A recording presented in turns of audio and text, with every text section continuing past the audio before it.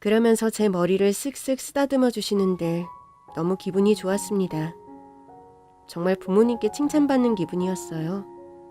그날을 기점으로 저는 의사 선생님을 기쁘게 할 수 있는 일이 뭐가 있을까 늘 생각했고, 또 어떤 일을 해야 의사 선생님이 또 나를 칭찬해 주실까 늘 그 생각뿐이었어요.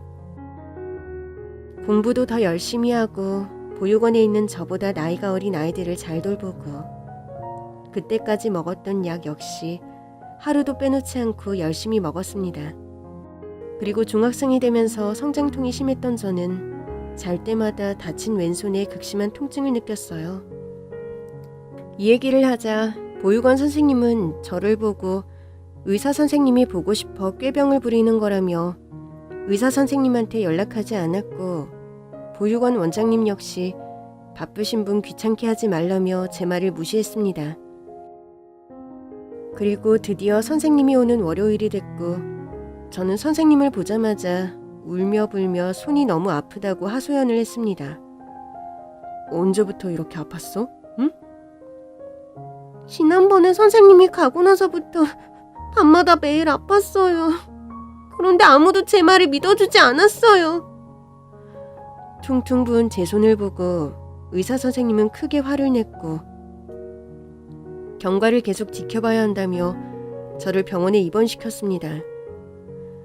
제대로 빨지도 않은 더러운 이불 속에서 지내다 깨끗한 병원 친구에 누우니 그것만으로도 저는 행복했습니다. 정말 단순하죠? 그리고 무엇보다 선생님이 저를 보러 매일 병실에 와주는 게 제일 좋았어요. 그리고 나중에 사실 선생님은 매일 병원에 출근하지 않는다는 걸 알게 됐죠. 오직 저 하나를 보기 위해 의사 선생님은 매일 병원에 찾아오신 거였어요. 정말 감동이었어요. 제가 뭐라고. 그냥 늘 다니는 봉사활동 장소에서 지내는 흔하게 볼 수 있는 아이 중 한 명이었는데, 분명 저보다 더 많이 아픈 아이도 만났을 텐데 선생님은 저를 정말 특별하게 챙겨주셨어요.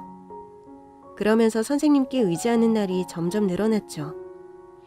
고민이 생기면 늘 의사 선생님께 말씀드리고, 어떤 비밀도 오직 의사 선생님께만 얘기했어요. 그리고 다시 퇴원했을 때는 보육원에서는 저에게 잔소리하는 사람이 없어졌습니다. 그리고 그 이유는 같은 방을 쓰는 친구를 통해 알게 됐죠. 의사 선생님이랑 다른 의사 선생님이 찾아와서 이런 식으로 아이들 관리하면 더 이상 후원도 하지 않고 언론이랬나? 신문사에 제보할 거라고 했어. 그래서 제이 선생님이 무릎 꿇고 막 잘못했다고, 다시는 이런 일이 생기지 않겠다고 빌었어. 정말? 응, 그렇다니까. 그 후로 우리 여자아이들 생리대도 잘 챙겨주고 제이 선생님은 멀리 떠났어. 제이 선생님은 늘 제 왼손을 보며 흉을 받고, 그런 손으론 커서도 어디서 절 받아주는 곳이 없을 거라고 늘 나쁘게 말했던 사람이었어요. 저보고 꾀병이라며 무시했던 선생님도 제이 선생님이었거든요. 그런 선생님을 더 이상 보지 않아도 된다니 속이 너무 후련했습니다. 선생님! 어이구, 못 본 사이에 우리 미애 더 큰 것 같네? 이 모든 일들이 다 의사 선생님이 해준 거라고 생각하니 너무 기뻐 선생님이 보육원으로 들어오시자마자 선생님께 안겼어요. 이런 저를 마다하지 않고 선생님 역시 저를 꼭 껴안아 주셨습니다. 오늘은 미애에게 중요하게 할 얘기가 있어. 같이 원장실로 들어가자. 중요한 얘기가 뭘까요? 저는 제 손이 다 나아서 더 이상 의사 선생님이 올 필요 없다는 얘기를 할까봐 덜컥 겁이 났어요. 너무 무서워서 벌벌 떨면서 들어간 원장실에서 의사 선생님은 정말 생각지도 못한 얘기를 꺼내셨습니다. 제가 미애를 입양하려고 합니다.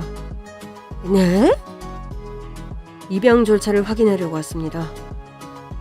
저는 너무 놀라 입을 다물 수 없었어요. 입양이라니. 그럼 의사 선생님이 제 아빠가 되는 거잖아요. 이렇게 멋진 사람이 우리 아빠라니. 하늘에 계신 아빠한텐 너무 미안했지만 그 순간은 정말 기쁨을 주체할 수 없었어요. 아주 미애는 너무 큰 아이고. 입양에 나이 제한이 있습니까? 미애를 입양해도 저희 병원의 후원은 끊기지 않을 겁니다. 의사 선생님의 말에 원장님은 아무 말도 하지 않았어요.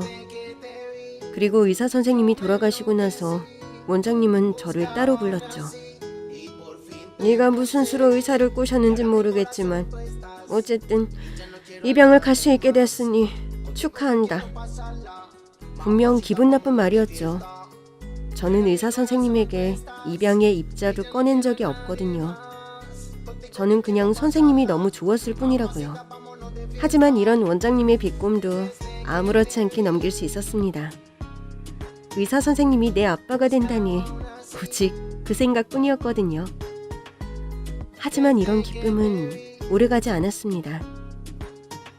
병원 통원 치료가 있던 날, 이제 아빠가 될 의사 선생님과 아픈 손 얘기보다 다른 얘기, 예를 들면 학교 짝꿍의 입냄새 같은 사소한 얘기를 잔뜩 하고 나오니 밖에 옷을 예쁘게 차려입으신 여자분이 저를 기다리고 있었어요.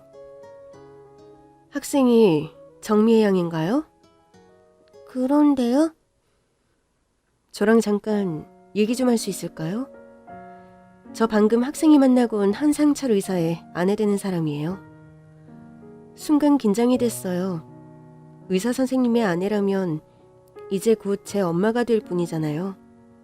떨리는 가슴을 잡고 아내 되시는 분을 따라갔습니다. 돌려 말하지 않을게요.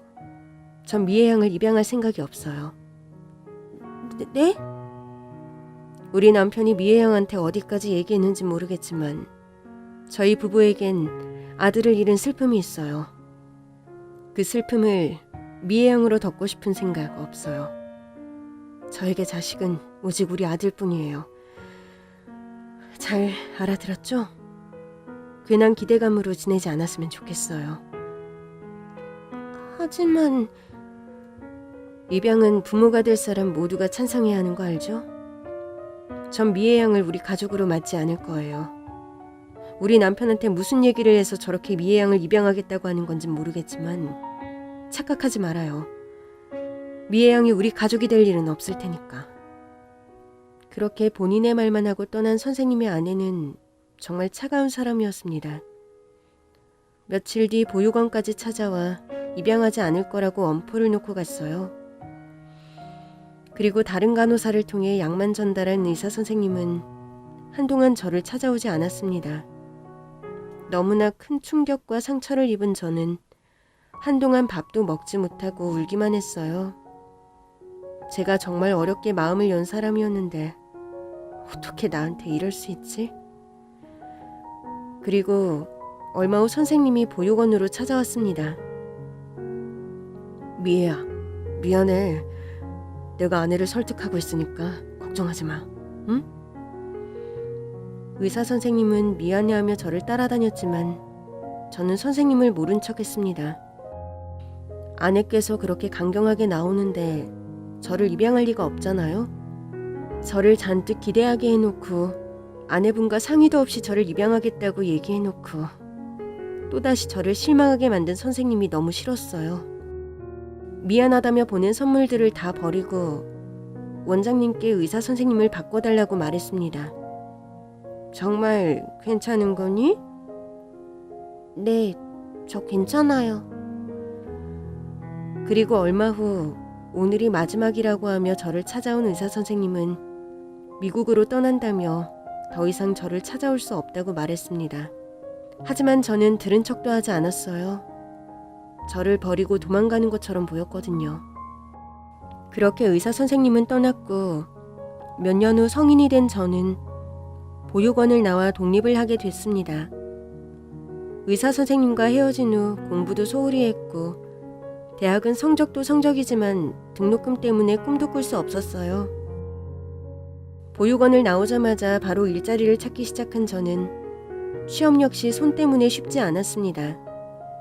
간신히 쓰레기 분리장에서 일자리를 마련한 저는 그곳에서 열심히 일해 돈을 모으기 시작했어요. 돈을 모아 작은 단칸방을 얻은 저는 시골의 한 신문사에 취직해 문의 전화를 받는 일을 시작했습니다. 이 기자님, 여기 좀 가보셔야 할 것 같아요. 무슨 일인데요? 무슨 일인지 하수도가 계속 넘쳐 흐른대요. 구청에 신고해도 별 문제 없다고만 한다고 하고. 정확한 위치 보내주세요. 네. 일은 그리 어렵지 않았어요. 주민들의 제보가 들어오면 잘 정리해서 기자들에게 전달하는 일이었거든요. 그래도 가끔 취재하러 오지 않는다고 전화해서 난리를 피우는 사람도 없지 않아 있었지만 더럽고 냄새나는 쓰레기장에서 일하는 것보다 훨씬 편하고 쉬운 일이었어요. 미애 씨, 오늘 일 몇 시에 끝나요? 저는 이제 퇴근하려는데요. 저 지금 취재 가는 곳이 미애 씨 집 근처인데 저랑 같이 가실래요? 네, 좋아요. 집에 가려고 했지만 이 기자의 꼬임에 넘어가 얼떨결에 취재하는 곳까지 따라갔던 저는 그날 기자라는 직업이 정말 멋진 직업이라는 걸 다시 한번 깨달았고, 그뿐만이 아니라 함께한 이 기자님이 직업 사람으로서도 멋진 남자라는 걸 알게 됐어요. 어때요? 저 정말 멋있죠? 네, 그렇네요. 저 이거 말고도 멋진 모습 더 많아요. 우와, 좋으시겠다. 궁금하지 않아요? 제 모습. 글쎄요. 또 어떤 모습이 있는데요? 그렇게 저희는 연애를 시작했고 결혼까지 골인했습니다. 하지만 결혼도 쉽지 않았어요. 손가락뿐만 아니라 가족도 없이 홀로 세상에 남은 저를 시부모님은 반기지 않으셨죠. 하지만 남편의 설득 덕분에 결혼을 할 수 있었고 제 부모님이다 생각하고 정말 시부모님께 잘해드렸어요. 이런 저를 보고 시부모님의 마음도 많이 풀어주셨죠. 미혜야, 덕분에 이런 호강도 다 해본다. 아니에요, 어머님. 광고 보고 어머님께 꼭 보여드리고 싶었어요. 그동안 얼마나 고생이 많았니. 나도 미의 친엄마가 되도록 노력해볼게. 알았지? 네, 감사해요, 어머님. 얼른 집으로 가자. 엄마가 저녁해줄게. 네. 하지만 저는 정말 복도 지지리도 없는 사람입니다. 저의 불행은 쉽게 저를 놔주지 않았어요. 취재를 떠났던 남편이 돌아오는 길에 교통사고로 생을 마감했습니다. 그때 첫째 아들이 10살, 둘째 아들이 6살이었어요. 저는 모든 가족을 교통사고로 잃고 말았습니다. 이 신붙은 년 같으니 니년의 나쁜 기운이 우리 아들을 죽였어. 너 때문에 우리 아들이 죽은 거라고. 네 부모도 모자라 우리 아들까지 죽게 만드니 속이 시원하니? 다시는 우리 앞에 나타나지 말아라. 약기시도 인간. 그렇게 남편은 떠나고 아들 둘과 함께 시부모님께 버려진 저는 더 이상 신문사도 다닐 수 없었습니다. 신문사가 너무 불편했어요. 오히려 다른 기자님들은 저의 잘못이 아니니 너무 상심하지 말라고 했지만 신문사에 출근할 때마다 남편이 생각나 자리에 앉아있을 수 없었어요. 그래서 아들들을 데리고 그 동네를 떠나 다시 서울로 올라왔습니다. 사람이 많고 정신없는 곳에서 지내면 이 우울감을 떨쳐낼 수 있겠다는 생각이었어요. 보육원에 들어간 이후로 도시에 산 적이 없었던 저는 비싼 월세를 내기 위해 더 열심히 일해야 했어요. 거기에 저를 괴롭게 했던 또 다른 것은 둘째 아들이 선천적으로 심장이 약하게 태어났다는 겁니다. 제가 둘째 아이를 임신 중일 때 쉬지 않고 일만 해서 이렇게 아이가 태어난 건 아닌지 늘 자책하며 살았습니다. 비싼 월세와 생활비, 그리고 둘째 아들의 약값까지 저는 쉴 틈이 없었어요.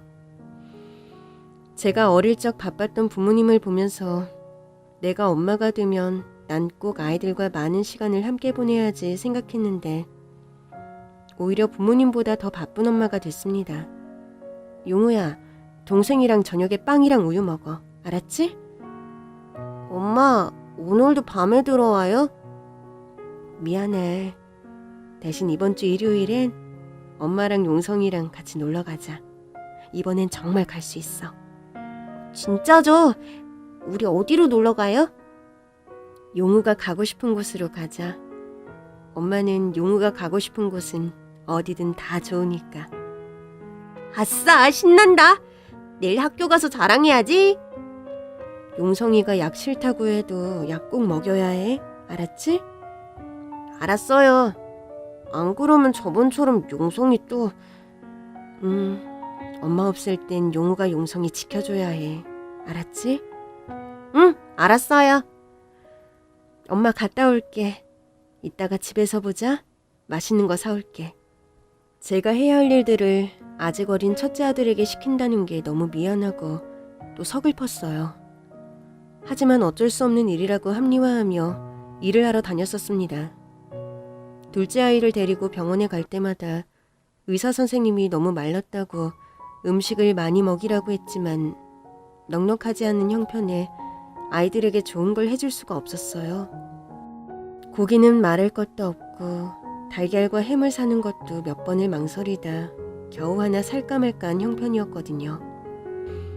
그날도 통장을 보며 이번 달 월세를 대체 어떻게 해야 할까 걱정하고 있을 때였습니다. 같이 일하는 동료가 굉장히 솔깃한 제안을 했어요. 미애씨, 혹시 간병인 해보는 거 어때? 간병인이요? 지금 일보다 돈도 많이 벌고 아이들하고 함께 있을 수 있는 시간도 늘어나서 자기한테 좋을 것 같아. 나는 이미 아이돌 보는 일을 하고 있어서 미애씨가 하면 좋겠다 싶어서 얘기해주는 거야. 어때? 해볼래? 저는 더운 차가운 물 가릴 처지가 아니었어요. 네, 해볼래요. 간병인으로서의 생활은 쉬우면서도 어려웠습니다. 제가 돌보는 분의 취향을 모두 맞춰줘야 했고 무엇보다 성인을 저 혼자 목욕시키는 게 정말 어려웠거든요. 하지만 통장에 찍히는 0의 개수를 보고 더욱 힘을 내 일을 했습니다. 두 아들을 위해 그리고 저를 위해서요. 보육원을 나와 혼자 살기 시작하면서 저를 제대로 돌보지 않고 20년을 넘게 지냈어요. 저를 돌본다는 게 꼭 예쁘게 화장하고 옷을 차려입는다는 게 아니라 나 정말 괜찮은지 힘들지 않은지 스스로 돌아보고 쉬어야 할 땐 쉬어야 한다는 게 나를 진정으로 돌보는 것이라는 생각이 들었거든요. 그리고 두 아들에게 매일은 아니지만 일주일에 한 번은 고기 반찬을 해줄 수 있다는 게 저를 정말 행복하게 했습니다. 부모님이 제가 어렸을 적에 우리 미애가 먹는 것만 봐도 배불러 라고 하셨던 그 말의 의미를 이제 알겠더라고요. 하지만 제가 돌봐드렸던 어르신은 제가 간병을 시작하자마자 6개월도 채 안 돼서 돌아가셨고 저는 또다시 일자리를 잃을 처지가 됐습니다. 이제 어디서 또 어떤 일을 해야 두 아들과 행복하게 살 수 있을까 고민과 걱정이 컸어요. 검은 옷을 입고 장례식장에 찾아가 인사를 드리고 밥을 먹고 있는데 어르신의 둘째 딸이 저를 찾아왔습니다. 미애씨, 다른 일자리 찾았어요? 아니요, 이제 다시 찾아봐야죠. 미애씨가 우리 아버지를 너무 잘 돌봐줘서 너무 고마웠어요. 그래서 미애씨 아직 일자리 못 찾았으면 내가 소개시켜주고 싶은데 괜찮겠어요? 어떤 일인데요? 전 다 좋아요. 우리 남편의 거래처 회장님인데 몸이 안 좋다는 얘기를 들었거든요. 그런데 간병인을 찾고 있다고 했대요. 그래서 미애씨가 생각나서 얘기해보는 거예요. 회장님 댁은 평창동이고 아마 저희가 줬던 월급보다 2배 정도는 더 받을 수 있을 건데 해볼래요? 저는 당연히 하겠다고 했어요.